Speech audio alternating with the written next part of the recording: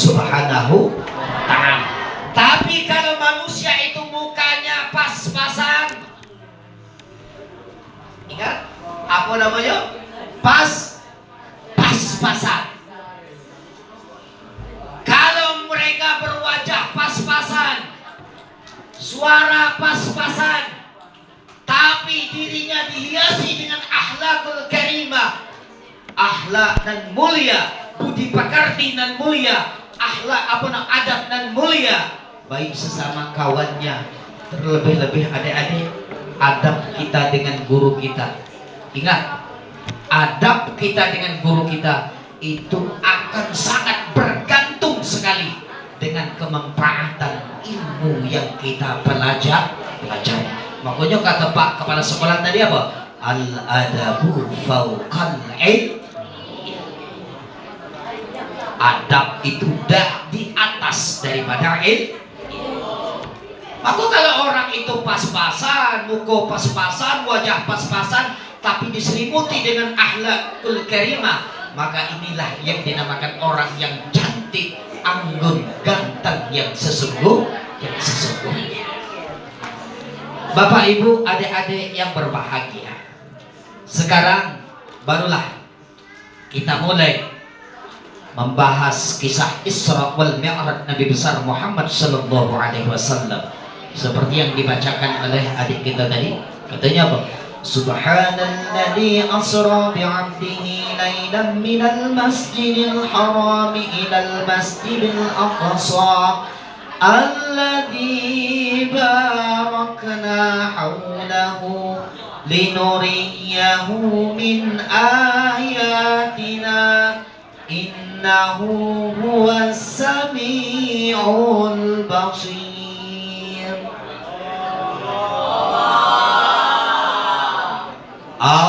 Allah, gitu dong. Sekali lagi. Innahu huwas sami'ul basir.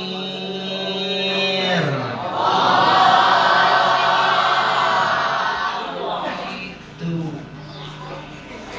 Katanya apa? Kata Allah Subhanahu wa ta'ala, Subhanalladzi asra bi'abdihi lailan minal masjidil haram. Maha suci Allah. Nah, nih lihat deh. Allah yang memperjalankan seorang hambanya. Siapa seorang hambanya di sini? Adalah Nabi Muhammad sallallahu alaihi wasallam.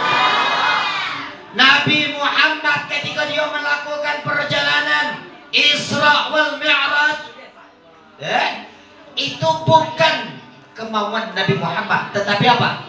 Kemauan Allah. Ingat di sini.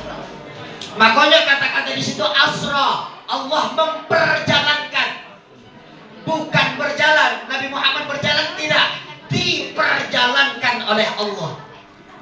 Maka dalam waktu yang singkat, dari Masjidil Haram kota Makkah sampai ke Masjidil Aqsa di Palestina, kurang lebih makan waktu berapa, Pak? Bu, kurang lebih sepertiga malam. Bukan hanya sampai di Palestina, bahkan pada saat itu Rasulullah diangkat oleh Allah ke atas langit yang ketujuh, sampai ke Sidratul Muntaha, sampai lagi ke Mustawa, di mana di situ Rasulullah berjumpa dengan Allah Subhanahu wa ta'ala.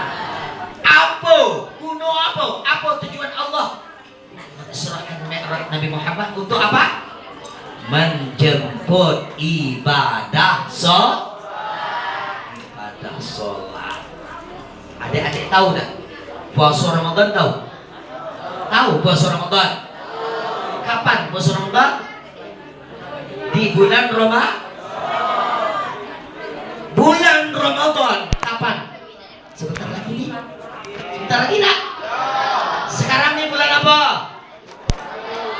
Bulan Sya'ban. Ada. Maka di bulan Sya'ban ini, sebelum kita masuk kepada bulan Ramadan, maka perbanyakkan kita membaca doa agar kita sampai ke bulan Ramadan. Apa doanya? Allahumma barik lana bi شعبانا وبلغنا رمضانا وبلغنا رمضانا وبلغنا رمضانا وبلغنا رمضانا. Hafal? Hafal? Hafal? Sekali lagi. Allahumma barik lana fi Rajab wa Sya'bana wa balighna Ramadana wa balighna Ramadana. Coba sekali lagi kita sama-sama. 1, 2, 3, 4. Allahumma barik lana fi Rajab wa Sya'bana wa balighna Ramadana wa balighna Ramadana wa balighna Ramadana wa balighna Ramadana. Apa artinya? Ya Allah, Allahumma barik lana, berkahkanlah kepada kami ya Rabb. Di Rajab, di bulan Rajab, sudah lewat dah bulan Rajab. Wa Sya'ban, dan berkahi ya Allah kami di bulan Sya'ban ini.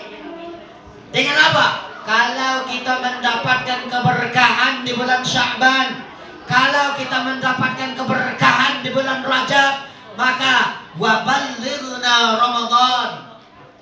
Tidak cukup di bulan Sya'ban, tidak cukup di bulan Rajab Pak, tidak cukup di bulan Sya'ban Bu. Sampai apa? Waballighna Ramadan. Ya Allah, sampaikanlah kami ke bulan Ramadan. Nah, di bulan Ramadan disinilah inti sarinya Pak. Bu, Dek.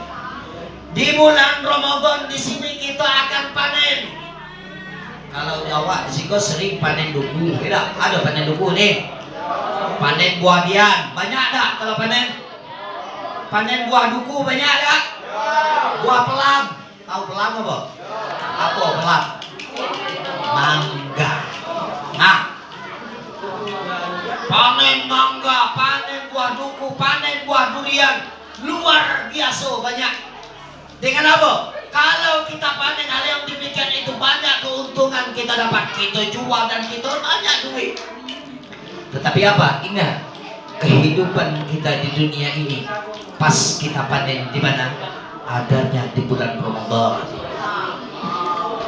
Bulan Ramadan. Di bulan Ramadan itu deh, satu kali kita berbuat kebaikan, maka dilipat gandakan oleh Allah kebaikannya. Pahalanya akan dilipat gandakan oleh Allah. Kalau di bulan sekarang ini, di bulan lain bulan Ramadan, satu kali kita berbuat baik, satu kali Allah memberikan kebaikannya. Tapi kalau di bulan Ramadan, satu kali kita berbuat baik, kemudian dilipat gandakan oleh Allah kebaikannya, dan akan kita terima di hadapan Allah Subhanahu wa ta'ala. Bapak Ibu kaum muslimin, adik-adik yang berbahagia, ini nyampe di mana kita tadi? Surah Merah itu nyampe di mana? Hah? Nyampe di mana? Lalu saya. Hah? Nyampe di mana? Perjalanan Isra. Kenapa Allah Subhanahu wa ta'ala menjalankan baginda Nabi Muhammad sallallahu alaihi wasallam? Maka diteruskan dengan ayat apa? Apa namanya? Asra bi'abdihi lailan minal masjidil haram ilal masjidil aqsa alladzi barakna hawlahu linuriyahu min ayatina innahu huwas sami'ul basir. Maka di situ Allah apa? Linuriyahu min ayatina. Allah ingin memperlihatkan kebesarannya kepada Nabi Muhammad. Allah ingin melihat kekuasaannya kepada Nabi Muhammad. Artinya apa? Allah ingin melihat, memberikan pelajaran kepada Nabi Muhammad sallallahu alaihi wasallam. Oke, ke Pak Stono coba. Dek, adek, di sini sekelas Nabi Muhammad itu masih diberikan oleh Allah pelajaran, masih diberikan oleh Allah apa? Diberikan oleh Allah Subhanahu wa taala ilmu pengetahuan. Kok adik-adik di sini, kalau adik-adik pengen sukses enggak? Pengen sukses enggak? Pengen bola? Oke, ingat syair ini. Apa? Lihat. Alalan tanalul ilma illa bisittatin sa'umbika an majmu'iha bibayani zuka'in wa hirsin was tibarin wa bulghatin wa irsyadi ustazin wa tuliz zamani. Nih kunci sukses. Kalau adik kelak pengen sukses dalam mencari ilmu, siapapun mereka, baik ilmu agama ataupun ilmu umum, baik dia di pesantren ataupun di SMP, baik dia di sekolah SD ataupun SMA, maka mereka harus memenuhi 5 perkara katanya. Siapa yang 5 perkara? Yang pertama apa? Zukain. Yang pertama apa? Yang pertama mereka harus memiliki akal. Apa? Memiliki Adik-adik punya akal semuanya, punya akal benar? Punya akal berarti apa? Memenuhi syarat mereka yang sukses. Tahu enggak? Uhang yang lantak-lantung di tengah jalan tahu? Wah, ada berjalan. Bapak curi dak, boy dak. Kadang-kadang tak bersuara. Jalan sepanjang jalan. Kenapa? Mereka tidak memiliki akal. Wong edan. Orang gila. Jadi mereka yang tidak memiliki akal, itu mereka tidak akan memenuhi syarat untuk sukses. Kalau adik di sini punya akal semuanya, maka gunakan akal itu dengan sebaik-baik mungkin. Gunakan akalmu untuk memilah dan memilih sesuatu yang baik dan sesuatu yang buruk. Ustaz, kalau apa syarat-syarat santri, apa syarat-syarat siswa ataupun yang perlu dilakukan oleh siswa kepada seorang guru? Yang pertama, takzimu bi ahlil ilmi. Takzim, menghormati orang yang mengajar kita. Jangan kalau di Napot itu, kalau di Seling, tahu di Seling tahu? Seling itu tempat sayur, tempat kami lahir. Pas itu di Seling, SD, madrasah itu lah mulai bibit-bibit anak-anak pada saat ini apa? Melawan guru pak. Namanya artinya apa? Mereka sudah banyak membangkang perintah-perintah gurunya. Kalau hang dulu pak, dek, ketika dia mencari ilmu, baik itu ilmu agama ataupun ilmu umum, yang pertama mereka tanamkan adalah akhlak dengan seorang guru, menghormati gurunya. Jangan segak sebuah dengan guru, tidak boleh. Tahu segak sebuah? Atau ketika kita disayang oleh guru kita, oh nah pergi situ nak, tolong beli ini, tolong beli rokok. Kaget lo guru, kaget lo pak. Sekali lagi, kau ada gawe. Maka di dalam kitab Ta'limul Muta'allim di situ, ketika kita diperintahkan oleh guru kita, siapapun ia, tapi dengan perintah untuk melakukan kebaikan, maka itu yang lebih utama yang kita lakukan terlebih dahulu. Bahkan yang lebih sangar lagi, Pak, di dalam kitab Ta'lim itu apa? Ketika ada orang tua kita dengan guru kita serampak dia nyayo kita, maka yang lebih utama kita dahulukan adalah guru kita, perintah daripada guru kita. Nah, itu yang lebih apa lagi? Nah, gitu. Maka apa? Maka takzim, hormat kita dengan seorang guru itu adalah sangat luar biasa yang perlu kita tanamkan. Nah, kemudian yang kedua, syarat mereka bisa sukses dalam mencari ilmu apa? Wahirsin. Abu Sirsin Iris, mereka cinta dengan ilmu. Kalau kita belajar satu mata pelajaran, tidak kita suka, tidak kita cinta dengan mata pelajaran tersebut, mustahil kita akan bisa sukses. Maka ketika kita belajar itu harus yang pertama kita tanamkan adalah cinta dengan ilmu, suka dengan ilmu. Suka tak suka, ketika kita masuk dalam ilmu, tanamkan rasa cinta kita dengan ilmu. Ingat, itu kunci sukses kita. Yang kedua, yang ketiga apa? Wastibarin.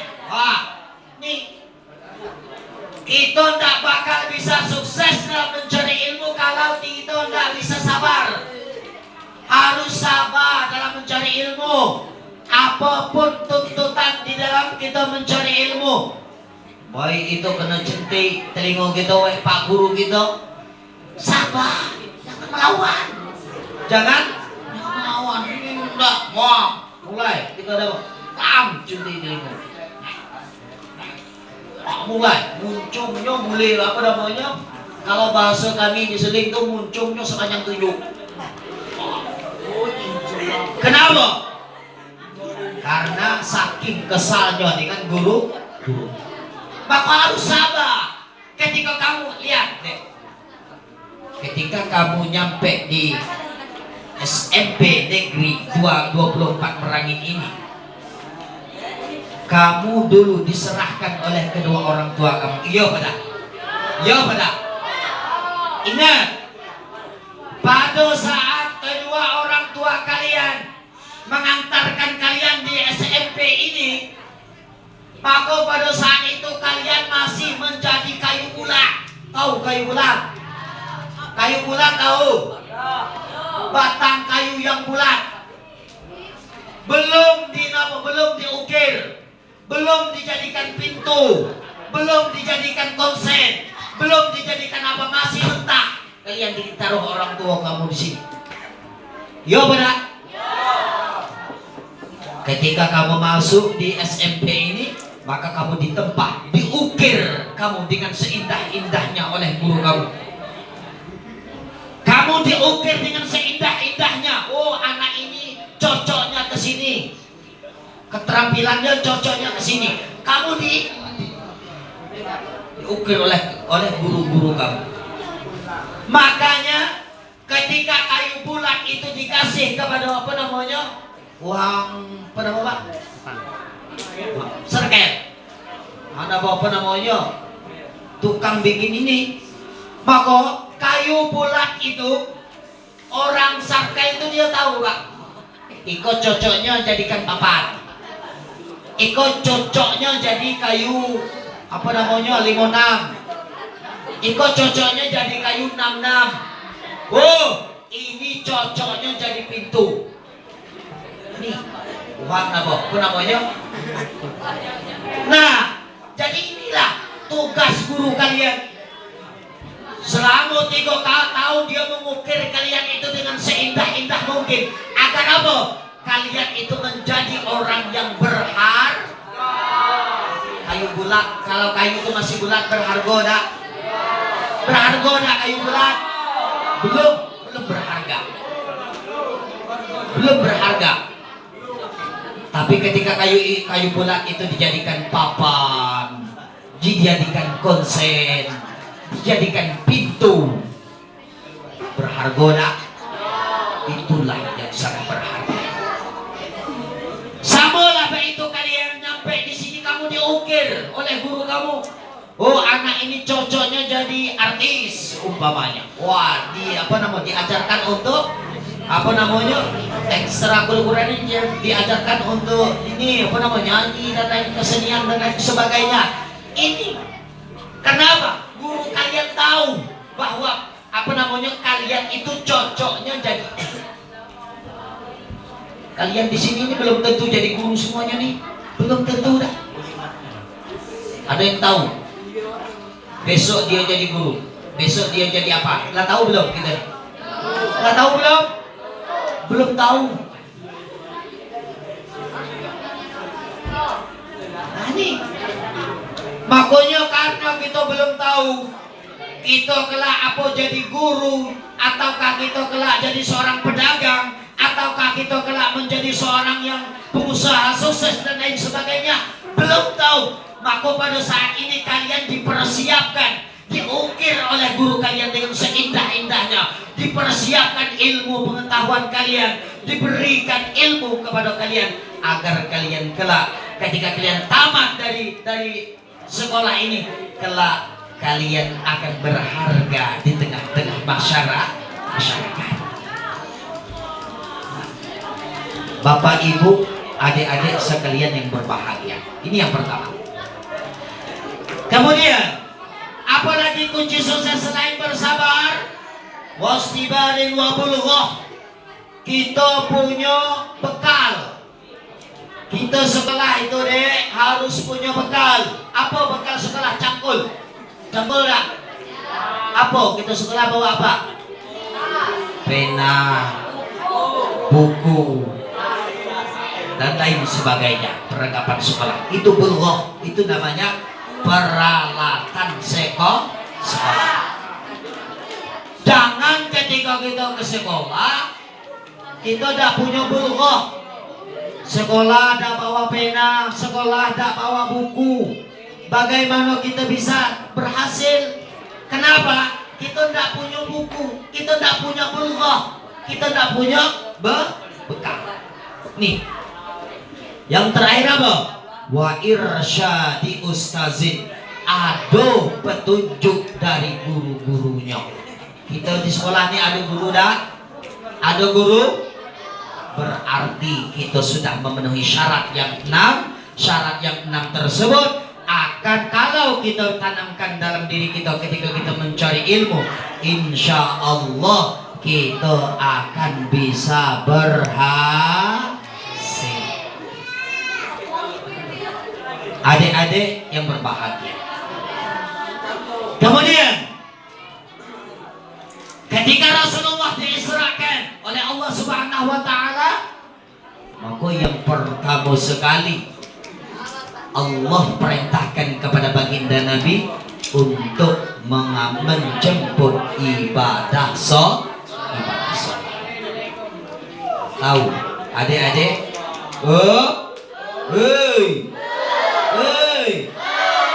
Ada berapa sholat yang wajib kita lakukan?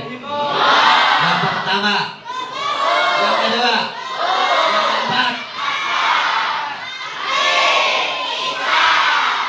Sekarang subuh berapa rakaat? Zuhur, asar, maghrib, isya.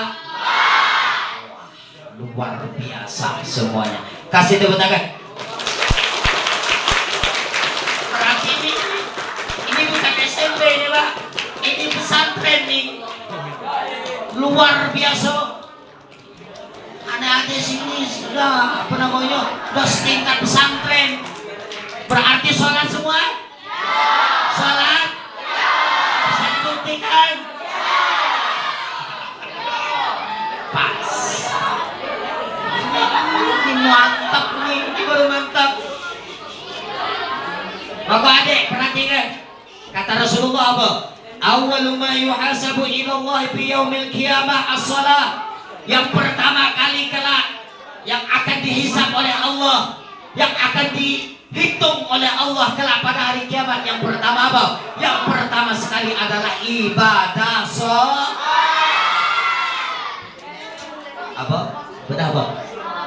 Ibadah sholat. Kau yang tak pernah sholat apa? Apa yang tak pernah sholat? Sembahyang galuh.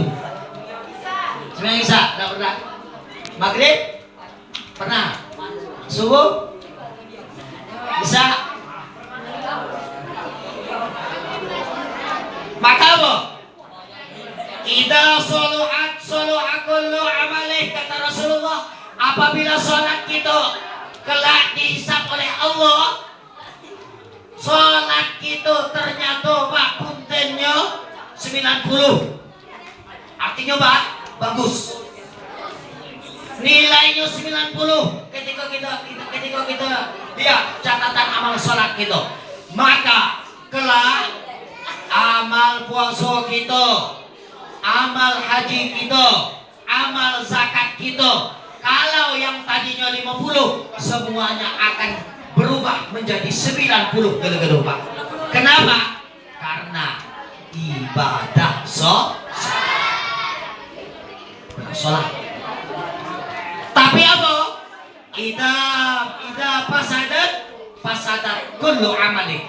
Apabila sholat kita rusak, semua amal ibadah kita rusak.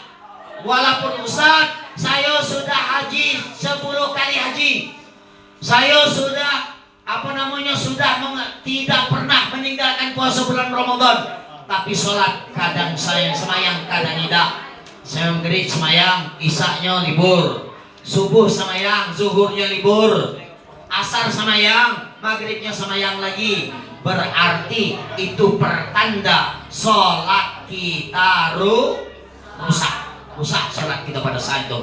Maka ibadah puasa yang kita kerjakan 30 hari tidak pernah kita tinggalkan, maka puasa kita akan rusak.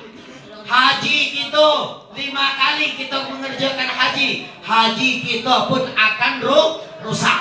Puasa kita tanpa sholat Pak, haji kita lakukan tanpa sholat dek, maka puasa dan haji kita tidak akan diterima oleh Allah Subhanahu wa ta'ala.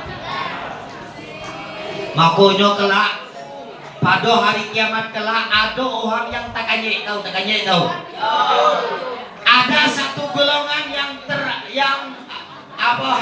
merasa heran dengan catatan amal yang dia terimakan di hadapan Allah.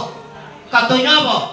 Nih kelak pada hari kiamat kelak kita dipanggil sekok-sekok oleh Allah, dipanggil sekok-sekok oleh malaikat. Habibullah sini, dipanggil sekok-sekok. Wah, saya ke depan.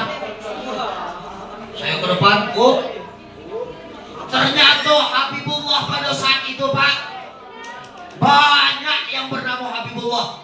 Aduh, Habibullah di Rantau Panjang, di Selik, di Mensamo, di Ulah Makam, di Rabu banyak. Maka dia bukan dipertegas oleh malaikat pada saat itu. Habibullah yang dari Mensamo datang lagi. Saya sekok, saya dewe-dewe ke depan. Nyampe di depan, saya ditanya oleh Allah, oleh malaikat, Beb, ya, semayang amal semayang kawan. Subuh kadang semayang kadang tidak. Zuhur semayang, oke. Zuhur oke. Asar kadang semayang kadang tidak. Sini kawan di sebelah kidau. Ayo saya. Oh, deket di sebelah kidau. Saya tempat di sebelah kidau. Ketika saya menerimakan catatan lalu dipanggil lagi. Abdul Karim dipanggil. Ada yang mau Abdul Karim? Ada. Dipanggil Abdul Karim, sini ke depan. Sekok ke depan. Oh, ternyata Abdul Karim ini cuma sekok ke depan. Dipanggil oleh malaikat ketika dia menerima catatan amalnya. Kata malaikat, oh, ibadah haji kawan, oke. Puasa kawan, oke. Sholat kawan, oke. Kemudian zakat kawan oke. Abdul Karim tekannya Pak. Malaikat iya nian itu catatan amalku malaikat. Iya nian itu. Saya tidak pernah ngaji malaikat. Iya sebenarnya kawan. Abdul Karim. Lihat catatan. Iya pas ini Abdul Karim. Tidak, malaikat itu bukan catatan amal saya malaikat. Saya tidak pernah puasa bulan saya tidak pernah puasa bulan Ramadan. Puasa bulan Ramadan saya ini puasa yang pertama, yang tengah-tengah, yang terakhir cuma 3 kali. Tapi di situ lengkap puasa kawan. Haji, saya tidak pernah haji. Ini apa? Kata malaikat. Karim, suka. Bocil. Kawan ini walaupun kawan tidak pernah menunaikan ibadah haji, walaupun puasa kawan kadang puasa kadang tidak, tetapi catatan sholat kawan full semuanya bagus. Maka haji kawan yang tadinya tidak haji akan dihitung menjadi haji oleh Allah Subhanahu wa taala. Puasa kawan yang tadi kadang puasa kadang tidak, dikarenakan ibadah sholat kawan begitu sempurna di mata Allah, maka puasa kawan akan disempurnakan oleh Allah dikarenakan ibadah sholat. Nih Abdul Karim ini Pak, Bu, nih dia terperangkap ketika dia menerima catatan amal dari Allah. Karena apa? Karena berkat apa? Ibadah sholatnya luar biasa. Makanya adik-adik kalau semayang itu hati-hati. Banyak orang yang semayang sekena puhut be. Ingat, adik-adik kalau sholat jangan sekena puhut atau sekena hati gitu. Kita sholat melalui tuntunan ajaran yang diajarkan oleh baginda Nabi Muhammad. Apa? Yang pertama, kita sholat yang sering terjadi Pak, ketika kita ketika kita sholat tanpa kita sadari, maka sholat kita itu sudah batal. Tapi kita terus, kenapa kita tidak tahu Pak? Kenapa? Maka ketika kita sholat, yang pertama apa? Yang pertama yang perlu kita perhatikan rukun sholat. Ada yang tahu rukun sholat? Ada yang tahu rukun sholatnya? Sebutkan salah satu rukun sholat. Sebutkan. Apa? Rukun sholat apa? Salah satunya membaca Fatihah. Ingat, ketika kita membaca Fatihah, usahakan Fatihah kita benar. Ketika kita rukuk, usahakan rukuk kita benar. Bukan rokok ya, rukuk. Ingat, jangan salah. Lagi rokok, sholat bawa rokok, aduh. Ada yang merokok ini. Ada merokok. Alhamdulillah. Ingat adik, salah satu kebiasaan kita sedang sholat nih. Lihat, perhatikan. Ketika kebiasaan kita sedang sholat, lihat, ketika kita rukuk, Allahu Akbar. Kadang-kadang kita setengah puhut gitu nak rukuk. Allah. Ini bukan rukuk. Ada yang rukuk kayak gini. Allahu Akbar. Ketika kita rukuk, pandangan kita harus ke bawah. Nah, pandangan kita menghadap ke tempat sujud kita. Ketika kita bangkit dari rukuk, ini yang sering terjadi. Sami Allahu liman hamidah. Rabbana lakal hamd. Tangan kita jangan sampai bergerak. Ini enggak. Sami Allahu liman hamidah. Rabbana lakal hamd. Ini enggak ada tamakninah. Harus berhenti. Sami Allahu liman hamidah. Rabbana lakal hamdu mil'us samawati wa mil'ul ardi wa man syi'ta min syai'in ba'd. Maka ini tangan-tangan apa lagi? Sami Allahu liman hamidah. Rabbana lakal hamd. Sambil tangan kita harus diam, jangan bergerak. Kemudian lagi ketika kita sholat, apalagi ketika berwudu. Nih, CD. Wudu itu salah satu syarat sah sholat kita. Kalau wudu kita rusak, sholat kita pun rusak. Nah, ketika kita membasuh muka, ingat yang wajib kita basuh nih, muka kita harus basah semuanya. Mulai dari tempat tumbuh rambut kita yang pertama nih, dari sini sampai ke bawah dagu, itu harus kena air. Kalau tidak kena air, wudu kita tidak sah. Walaupun sedikit tidak kena air, tidak sah wudu kita. Ya, wah, makanya kalau berwudu jangan bergaya-gaya. Jangan bergaya. Ini bergaya-gaya wudu. Baru masuk kondangan, ya.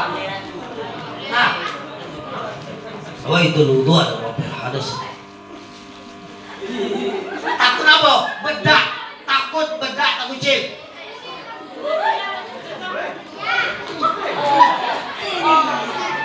Itu dibasuh. Kalau wudu ketika kita berwudu ini rusak namanya. Air harus mengalir di wajah kita. Kalau air tak sampai mengalir, wudu kita tidak sah. Tak mengalir. Wah, kalau itu wudu.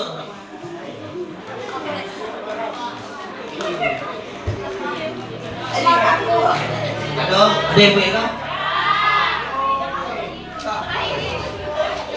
Maka ingat di dalam kubur kelak ada wajah orang yang bercahaya.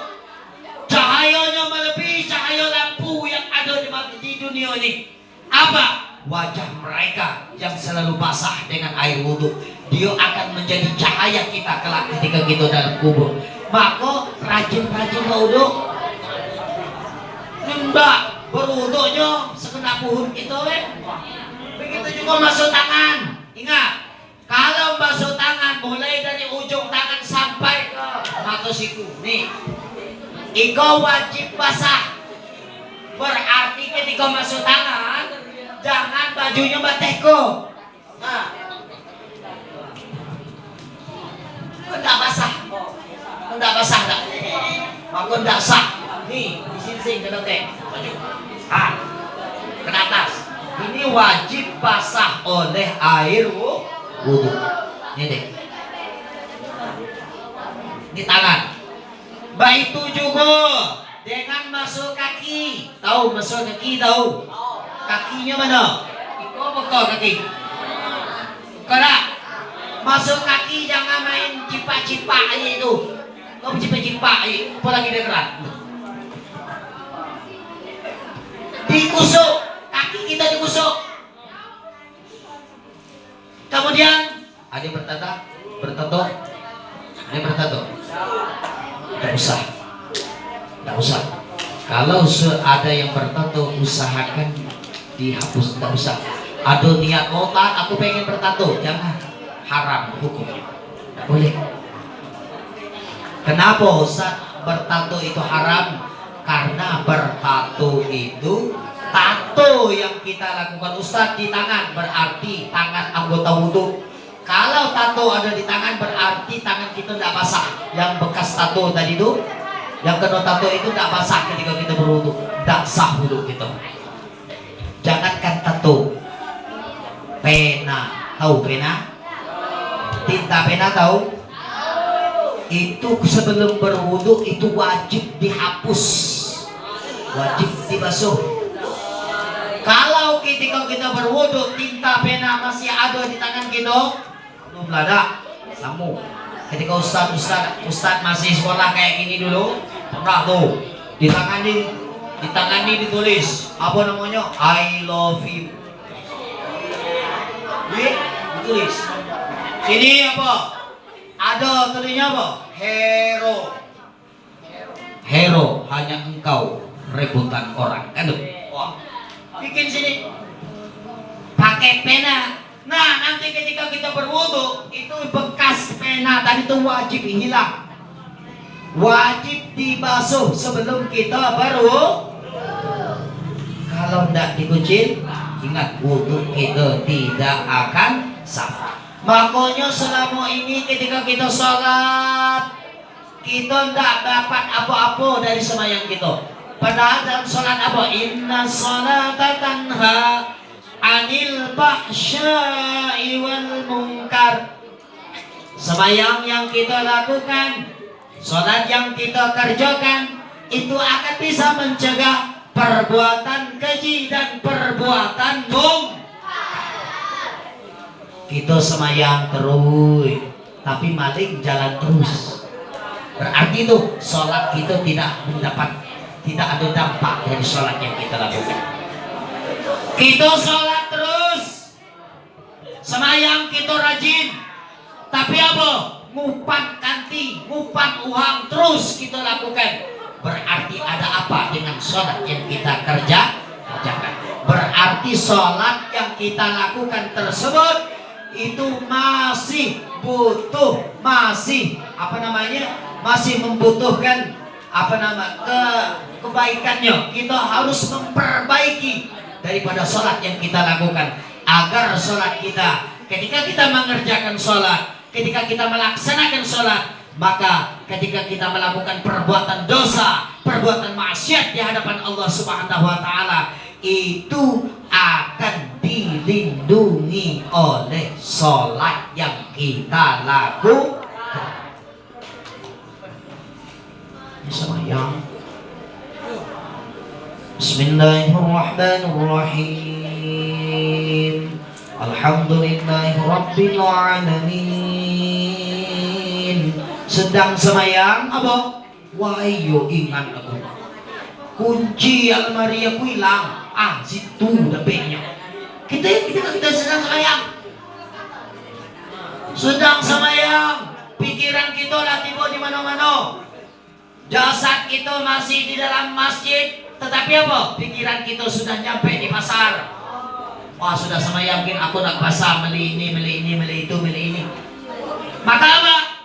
Fawailun lil musallin alladzina hum an salatihim sahun. Celaka bagi mereka yang salat. Kenapa? Karena alladzina hum an salatihim sahun. Ketika mereka salat, mereka lalai dalam mengerjakan salat.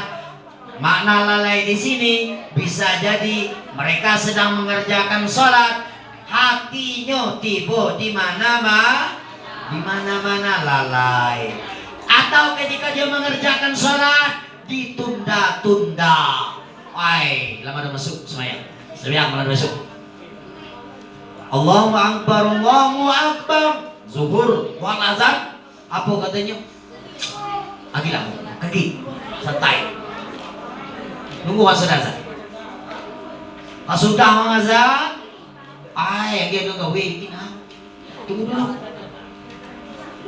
Ini artinya apa? Mereka yang melalaikan sholat, walaupun dia mengerjakan sholat setelah itu, berarti dia dalam kategori lalai dalam mengerjakan sholat. Maka orang yang lalai mengerjakan sholat pun diancam oleh Allah, fawailul lil musallin, celaka bagi mereka yang mengerjakan sholat. Tuh, yang mengerjakan sholat dicelaka, apalagi yang tidak pernah sama sekali mengerjakan sholat. Kemudian lagi yang terakhir, nih, yang terakhir kata Rasulullah Sallallahu Alaihi Wasallam, kelak akan datang kepada umatku di akhir zaman, yang mana mereka kata Allah, kata Rasulullah, yarfa'ullahu alladhi rahmatan min qulubihim. Allah akan mengangkat kasih sayang, Allah akan mengangkat sifat kasih sayang dari hati mereka. Mereka tak pernah sayang sesama saudaranya. Mereka tidak akan pernah sayang, tidak tidak pernah menghormati satu sama lainnya, kata baginda Nabi Muhammad. Sekarang ini sudah terjadi. Berapa banyak di tengah apa namanya berita-berita yang sekiranya setiap hari itu apa namanya ada berita-berita, ada anak membunuh anak bapaknya lah, ada bapak membunuh anaknya lah, ada anak membunuh ibunya lah, dan lain sebagainya. Ini artinya apa? Kasih sayang di hati mereka sudah diangkat oleh Allah. Kasih sayang di hati mereka sudah dicabut oleh Allah Subhanahu wa ta'ala. Kalau kasih sayang itu sudah tidak ada lagi dalam hati kita, tidak ada lagi dalam hati kita, Pak Bu, maka ingat, maka semua apapun yang kita lakukan tersebut jauh dari ridho Allah Subhanahu wa ta'ala. Karena apa? Karena kita sholat bukan dalam keadaan ikhlas, bukan karena kasih sayang kita dengan Nabi Muhammad, bukan karena sayang kita dengan akidah yang ada pada Islam, agama Islam. Tetapi apa? Dia sholat dalam keadaan terpaksa. Puasa dalam keadaan terpaksa. Maka kalau kita beribadah seperti itu, ingat, ibadah kita, sholat kita, dia akan bisa merusak daripada sholat ataupun pahala sholat yang kita lakukan. Maka belajar dari sekarang, adik-adik semua, pesan kami untuk apa namanya, ketika kita mencari ilmu, ketika kita beribadah, ketika kita sholat dan lain sebagainya, tanamkan rasa kasih sayang kita, tanamkan rasa cinta kita ketika kita sedang belajar, ketika kita sedang beribadah. Insya Allah pelajaran yang kita lakukan, yang kita pelajari, mudah kita terima, mudah kita pahami. Ketika kita sholat dalam keadaan kasih, dalam keadaan cinta, ketika kita sholat, insya Allah sholat kita akan diterima oleh Allah Subhanahu wa ta'ala. Bapak Ibu kaum muslimin yang berbahagia, mungkin tidak banyak yang kami sampaikan, mudah-mudahan sekelumit ataupun sedikit dari yang kami sampaikan ini tersebut akan bermanfaat untuk kita semua. Wabil khusus buat pribadi kami sendiri. Kata orang itu, Pak, tasawuf tarentak tajil-jilo di muka tangguh.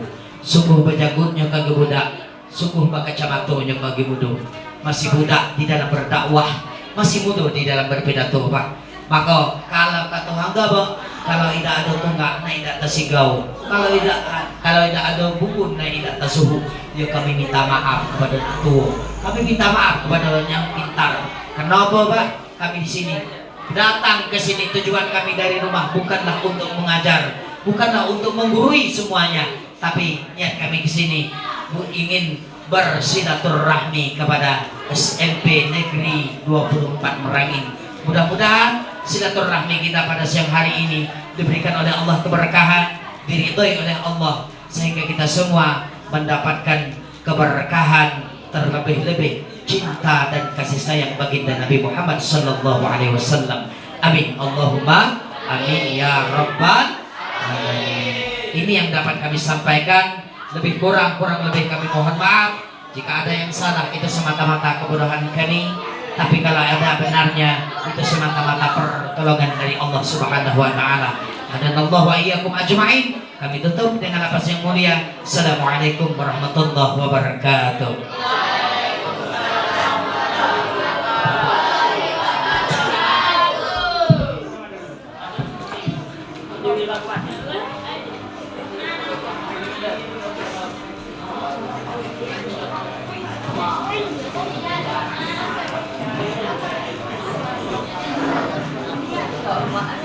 Acara yang selanjutnya, doa yang akan dipimpin kepada Al-Mukarram Habibullah SPD. Kami persilahkan. Sampai kapan sih? Panjang.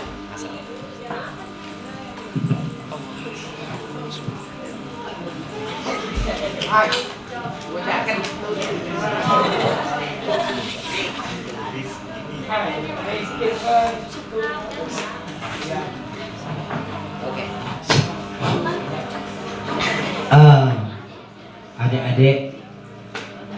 guru yang berbahagia, sebelum kita menutup acara kita ini dengan doa,